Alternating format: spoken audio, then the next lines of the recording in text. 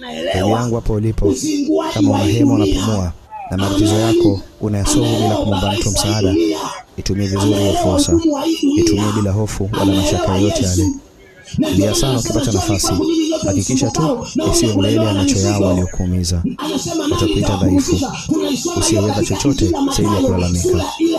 Watakupa kasoro za kike, eti wanaume hawasifiwi machozi yake. Hakuna atakayejali kuhusu kifua chako kilichoelemewa na kile usichoweza kuhadithia.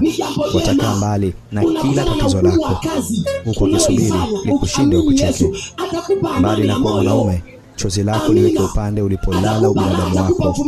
Lia mwanetu, usizuie. Pengine afadhali ya matumaini yako mapya yapo nyuma ya chozi unaolizuia. Sio swala la jinsia, hakuna atakayekuona huruma yakikufika. Tafuta chemba kiume kabisa. Lia mwanetu, alafu amka mwanaume, endelea na mapambano.